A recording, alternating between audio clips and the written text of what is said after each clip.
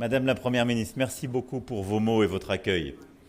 Je souhaite vous remercier pour cette invitation à effectuer en effet une visite au Bangladesh et pour votre accueil chaleureux. Et vous avez terminé votre propos en citant André Malraux. Il est sans doute celui qui, à l'époque contemporaine, a scellé cette relation autour de la guerre de libération de 1971 par son engagement, ses mots, par sa volonté d'accompagner ce mouvement populaire que votre père a porté et a su bâtir. Il a, je crois, scellé une amitié indéfectible entre nos deux peuples autour de l'indépendance, de l'attachement à nos valeurs et de l'amour de la liberté. Je suis très honoré, 33 ans après la dernière visite d'un président français, celle de François Mitterrand, d'être à vos côtés aujourd'hui. Et en effet, depuis ce combat de 1971, nous partageons le même attachement aux valeurs démocratiques, à l'état de droit et aux droits de l'homme, triptyque sans lequel il ne saurait y avoir de développement durable. J'ai eu l'immense honneur ce matin, aux côtés de votre sœur et de votre neveu, de visiter la maison familiale et de pouvoir rendre hommage au rôle de votre père et à cette histoire aussi tragique, mais qui a permis à la nation d'être libre et indépendante.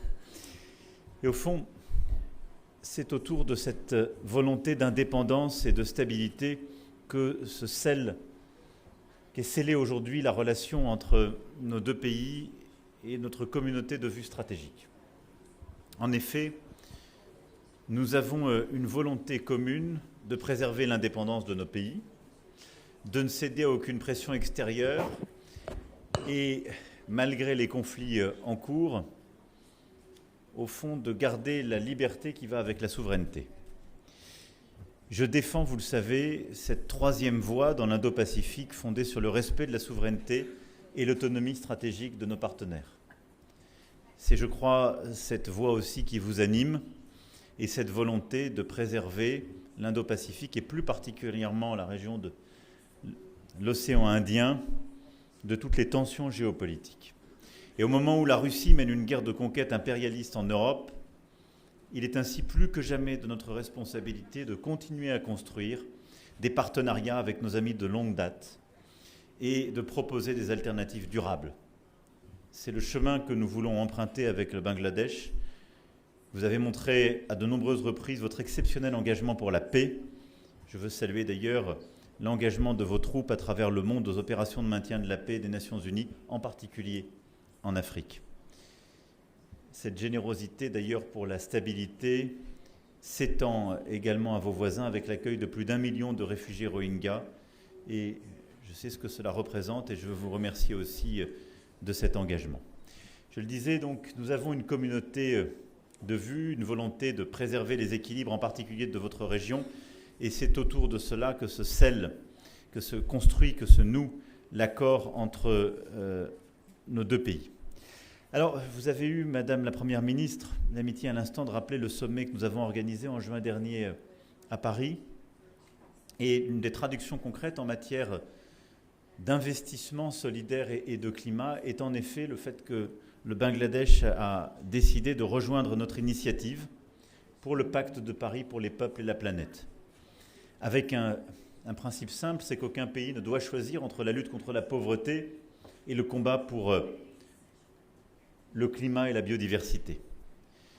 C'est un engagement important qui bâtit un nouveau consensus international et qui va nous permettre d'aller encore plus vite et plus fort ensemble sur cet agenda. La France a multiplié par 3 l'engagement de l'Agence française de développement depuis 2019 au Bangladesh. Et ce sont plus d'1 milliard d'euros de projets qui sont en cours de préparation pour les 3 années à venir, s'ajoutant aux près de 2 milliards d'euros déjà réalisés. C'est un engagement sans précédent qui est en ligne avec cet agenda et qui va permettre d'accompagner votre développement économique, votre stratégie de lutte contre la pauvreté et votre stratégie de transition énergétique et climatique. En effet, votre géographie vous rend particulièrement vulnérable au phénomène de montée des eaux, auxquels s'ajoutent des événements climatiques extrêmes comme les cyclones, un effacement du rythme des 6 saisons, si particulières au Bangladesh, et un prolongement de la mousson. Ce défi environnemental vous a conduit à développer une expertise inédite en matière d'adaptation au changement climatique, et notre souhait est de pouvoir bâtir, à travers en particulier certains projets signés aujourd'hui, de nouvelles coopérations en la matière. Nous avons d'ores et déjà commencé à mettre en place des filets de sécurité, en créant des prêts résilients au choc climatique et en travaillant étroitement avec les assurances à travers l'initiative dite Global Shield. Mais nous devrons aller plus loin, mobiliser de nouveaux financements, y compris en débloquant de nouveaux outils fiscaux, comme la France s'y est déjà engagée, avec la taxe sur les transactions financières et celle sur les billets d'avion. Nous avons discuté longuement aujourd'hui des forêts et des mangroves. Et je sais votre engagement très concret en la matière, vous savez aussi le mien. Vous abritez une des plus importantes mangroves au monde avec les exceptionnels Sundarban.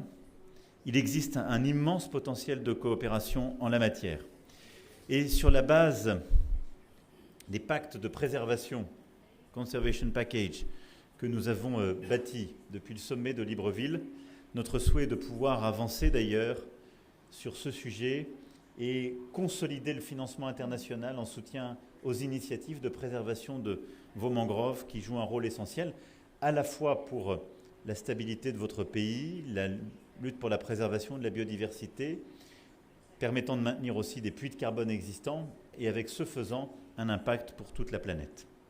Vous le voyez donc, en matière de lutte contre la pauvreté et de climat, nous avons une déclinaison très concrète de l'agenda de Paris de juin dernier et de ce pacte de Paris pour les peuples et la planète. C'est le même agenda que nous allons poursuivre en matière de souveraineté alimentaire.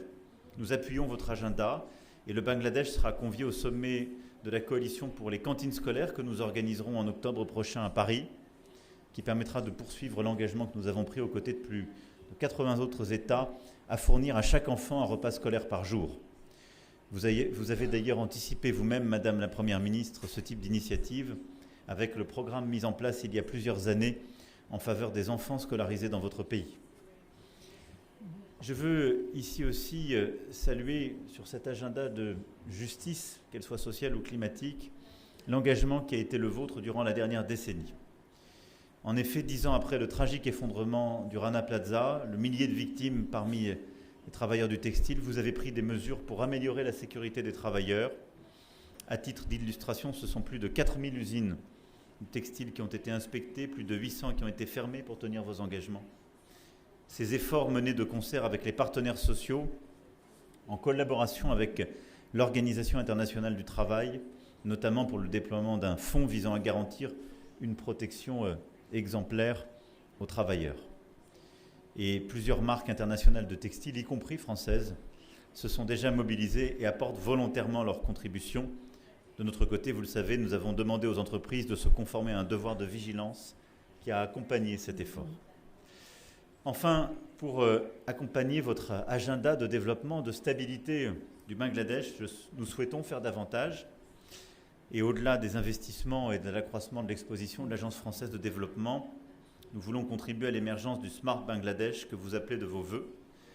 Et c'est pourquoi nous avons évoqué longuement aujourd'hui et signé plusieurs textes importants. Nous ferons davantage dans le domaine des transports et je vous remercie pour le choix de confiance pour l'aéronautique européenne et l'engagement sur ces 10 à 350 d'Airbus est un point important. De l'espace, la France ayant déjà été à l'origine du premier satellite Bangladesh et l'engagement qui est fait en matière satellite est là aussi un point important. De l'énergie, de la défense, mais aussi de la culture, de l'enseignement et du patrimoine. J'ai eu la chance hier de rencontrer plusieurs artistes et nous souhaitons encore développer davantage notre coopération en la matière et vous pouvez compter sur la France pour poursuivre ce chemin. Voilà, mesdames et messieurs, ce que je souhaitais dire après nos échanges ce matin. Je voulais, Madame la Première ministre, vous dire que la France restera fidèle à son histoire pour bâtir une nouvelle page que nous ouvrons ensemble.